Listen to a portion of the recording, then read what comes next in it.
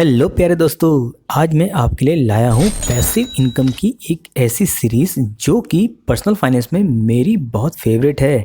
कल ही मैंने best passive income जो कि ऑनलाइन है उनके बारे में एक वीडियो शेयर की, तो उस वीडियो को भी देखना ना भूलिए। तो पर्सनल फाइनेंस में जो पैसिव इनकम की जो सीरीज़ में लेकर आ रहा हूँ, डिमांड पर ही लेके आ रहा हूँ, क्योंकि मैंने हाल ही में कम्युनिटी टैब में एक क्वेश्चन शेयर किया था कि आप सबसे ज़्यादा किस तरह की वीडियो को देखना चाहते हैं। इसलिए पर्सनल फाइनेंस की ये सीरीज़ को मिस बिल्कुल ना करें। तो आज की जो वीडियो है वो है एक ऐसी लर्निंग में जो कि अल्केमिस्ट ने दी थी, जो आपकी पैसिव इनकम में बहुत काम आने वाली है। तो आइए चलिए देखते हैं अल्केमिस्ट ने आखिर अर्कत को ऐसी कौन कौन सी बहुत बढ़िया और बारीकियां पैसे के बारे में सिखाई जो हर किसी को मालूम होनी चाहिए। देखते हैं।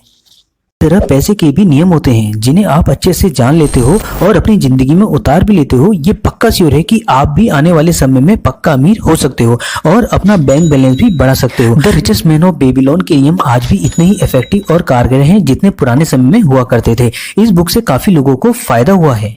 इस बुक को पढ़ने के बाद और इस बुक के नियमों को सही मायने में अपनी जिंदगी में उतारने के बाद आप भी अपनी लाइफ में कुछ समय बाद बहुत बड़ा फाइनेंशियल चेंज देख सकेंगे। इस बुक में ऐसी बहुत सी चीजें बताई गई हैं जो आपको और कहीं नहीं मिल पाएंगी, जैसे आखिर पैसे को कैसे कमाएं और पैसों को अपने पास रखने का सही तरीका क्या होता है और अपने पैसों से पैसा कैसे बनाया जाता है। ये बुक इतनी इफेक्टिव है जो आपकी डेली लाइफ में आने वाली फाइनेंशियल प्रॉब्लम, डेट मैनेजमेंट और अपने बचाए हुए पैसों से पैसा कैसे कमाया जाता है, इन सब प्रॉब्लम्स को खूब अच्छे से सॉल्व करना सिखाती है। तो प्यारे दोस्तों, अगर आपकी इस चैनल में फर्स्ट विजिट है तो इस वीडियो को अपने रिश्तेदारों तक भी पहुंचाएं, जिससे उनकी भी फाइनेंशियल ग्रोथ हो पाए। और हाँ, बेस्ट फाइनेंशियल जानकारी के लिए इस चैनल को सब्सक्राइब करके बेल आइकन प्रेस करना ना भूलें, जिससे सारी फाइनेंशियल वीडियोस का नोटिफिकेशन आप तक पहुंचता रहे समय से। तो चलिए शुरू करते हैं पहले लेसन से। The man who desired gold, Benazir कोबी, ये दोनों ही बेबीलोन के रहने वाले थे और ये दोनों भी गरीब ही थे। इनमें से बेनजीर बहुत बढ़िया रथ बनाने वाला था और बहुत मेहनती भी, और कोबी भी एक बहुत बढ़िया सिंगर था। ये दोनों अपने काम से जितना भी कमाते थे सारा खर्च हो जाता था और इन दोनों के पास कुछ नहीं बचता था। इन दोनों का मुश्किल से ही गुजारा हो पाता था। इन दोनों का पर्स हमेशा ही खाली रहता था और इन दोनों के ऊपर काफी कर्जा भी रहता था। ये दोनों ही पैसों की प्रॉब्लम से काफी परेशान भी रहते थे। तभी ये दोनों आपस में एक बार मिलते हैं और बात कर रहे होते हैं। तभी कोबी को अपने अर्कत दोस्त की याद आ जाती है, जो कि बेबीलोन का सबसे धनी आदमियों में से एक होता है। अर्कत भी बहुत समय pहले बेनजीर और कोबी जैसा बहुत गरीब था। उन तीनों ने ही एक साथ अपनी पढ़ाई खत्म की थी। उस समय अर्कत भी बहुत ज्यादा होशियार नहीं था और न ही किसी काम में तेज और न अक्लमंद। वो तीनों ही आपस में खेला और घुमा करते थे, लेकिन इन सब के बाद भी वो बेबीलोन का सबसे अमीर लोगों में शामिल हो गया। उसी समय कोबी और बेनजीर भी अपने गरीब दोस्तों के साथ अर्कत के साथ मिलने प्लान बनाते हैं, जिससे वो भी अमीर बनने का सीक्रेट जान पाए और अपनी किस्मत बदल पाए। अब बढ़ते हैं दूसरे लेसन की ओर। The richest man in the Babylon.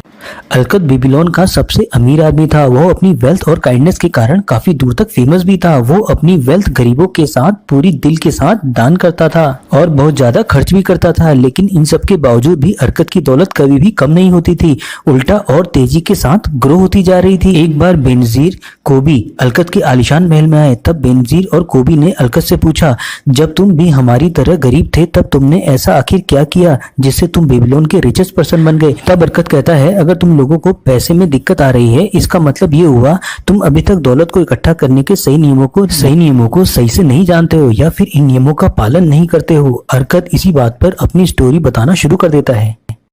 चलिए दोस्तों, अब बढ़ते हैं अर्कत की अमीर बनने की स्टोरी में। मैंने अपनी शुरुआत बर्तन के काम से की और मैं काफी डिटरमिन्ड भी था अपने काम में, लेकिन महीनों मेहनत करने के बाद भी अपनी कोई दौलत इकट्ठा नहीं कर पाया। एक दिन अपने काम के सिलसिले में एक मशहूर व्यापारी अल्केमिस्ट मेरे पास आए, जो कि उस समय के बेबीलोन के कई बड़े आदमियों में से एक थे। उसी समय काम के दौरान मैंने पूछा, अल्केमिस्ट, आप बेबीलोन के काफी अमीर आदमी हो, क्या आप मेरे को भी ये सीक्रेट बता सकते हो कि मैं कैसे अमीर हो सकता हूँ? अगर आप मेरे को ये बताएंगे तो सारी रात मैं आपका काम करूंगा और सुबह तक आपका काम पूरा हो जाएगा। और जैसे ही साहूकार अल्केमिस्ट ने सुना तो वो तुरंत राजी हो गया। फिर क्या था, मैंने सारी रात जगकर उनका काम अच्छे से पूरा कर दिया और उन्होंने भी सुबह अपना वादा पूरा किया। फिर अल्केमिस्ट ने अरकत को दौलत कमाने का पहला सिद्धांत बताया, जो कि इस प्रकार है। पहला सबक, अल्केमिस्ट ने कहा, तुम जितना कमाते हो उसका 10% अपने पास ही रखोगे। मैंने पूछा, लेकिन मैं जितना कमाता हूँ उससे मैं पूरा का पूरा अपने पास ही रखता हूँ। तभी अल्केमिस्ट कहते हैं, ऐसा बिल्कुल भी नहीं है। क्यों?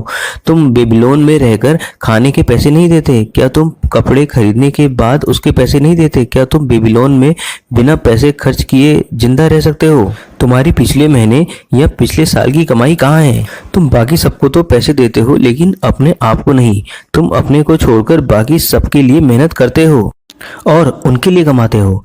तब उन्होंने अरकत को समझाते हुए कहा, देखो भाई, तुम जो भी सोने की इनकम बचाते हो उस इनकम को तुम इन्वेस्ट करके अपने लिए और धन कमवा सकते हो, और जैसे ही वो धन तुम्हें रिटर्न दे तब तुम उससे भी और धन कमवा सकते हो। तुम्हें इस बात की चिंता बिल्कुल भी नहीं करनी है कि तुम कितना धन इन्वेस्ट कर रहे हो। तुम्हें इस बात की चिंता नहीं करनी है कि उससे कितना रिटर्न आ रहा है, कम या ज्यादा। तुम्हें बिना चिंता करे सिर्फ अपनी इनकम का 10% ही इन्वेस्ट करना होगा। अब आते हैं इस कहानी की समरी में। इस कहानी का पहला सबक तो यह है, अगर तुम सही में दौलतमंद बनना चाहते हो तब तुम्हें अपनी सेविंग को इन्वेस्ट करना चाहिए, ताकि तुम्हारी सेविंग और इसके रिटर्न तुम्हारे लिए धन कमाए और तुम्हें तुम्हारी मनचाही दौलत दे सके, चाहे तुम्हारी इनकम कितनी ही कम क्यों ना हो। तुम्हें अपनी इनकम का 10% से कम नहीं बचाना है। जैसे ही तुम्हें पैसे मिल जाए तुम 10% इन्वेस्टिंग के लिए अलग कर दो। उसके बाद तुम बचे हुए पैसों से अपना खर्च चलाओ। दूसरा सबक, एक साल बाद अल्केमिस्ट अरकत से दोबारा मिलने आए। उन्होंने पूछा, अरकत, तुमने कितना कमाया? क्या इनकम का 10% सही में तुमने बचाया? और मैंने भी बड़े प्राउड से बताया, हाँ, मैं अपनी इनकम का 10% बचाया। इसे ईंट बनाने वाले को एक अजमेर को दे दिया और वह ईंट वाला अजमेर दूर देश से रेयर जेमस्टोन खरीद कर लाएगा और वापस आने पर उन जेमस्टोन को ज्यादा कीमत पर बेचकर हम ज्यादा मुनाफा कमाएंगे। ये सुनने के बाद अल्केमिस्ट गुस्से में लाल होकर बोला, तुमने जेमस्टोन के बारे में एक ईंट बनाने वाले पर क्यों भरोसा किया? क्या कभी जूते सिलने वाले से खाने बनाने की रेसिपी पूछी जाती है? लो, तुम्हारी पूरी रकम ही डूब गई इस बार। अब तुम फिर से एक कोशिश करो। अगर तुम्हें जेमस्टोन के बारे में एडवाइस चाहिए होगी तो ज्वेलरी वाले के पास ही जाओगे ना। अगर तुम्हें कपड़े की एडवाइस चाहिए होगी तो कपड़े बनाने वाले के पास ही जाओगे। दूसरा सबक, एडवाइस एक ऐसी चीज है जो लोग फ्री में तो देते हैं, लेकिन इसे लेकर सतर्क रहने की जरूरत है।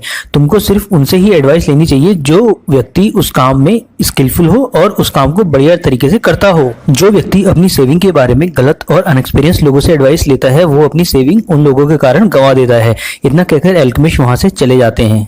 अब आते हैं तीसरे सबक में। एक साल बाद अल्केमिस्ट फिर से वापस आते हैं। हमारी इससे पहली मुलाकात के बाद तुमने कितनी तरक्की की ये बताओ पहले मुझे। तो अरकत ने उन्हें बताया, मैंने अपनी इनकम का 10% सेव करके उन पैसों को ब्रास शील्ड बनाने वाले को दे दिया ताकि वे उन पैसों का ब्रास खरीद सके, और हर 5 मंथ के बाद मुझे ब्याज देता है, यानी कि इंटरेस्ट देता है। अल्केमिस्ट ये सुनकर बहुत खुश हो जाते हैं और कहते हैं कि तुमने इस बार बहुत अच्छा काम किया है, और खुश होते हुए बोलते हैं कि लेकिन तुम उन पैसों का करते क्या हो, यानी जो इंटरेस्ट मिलता है उसका क्या करते हो?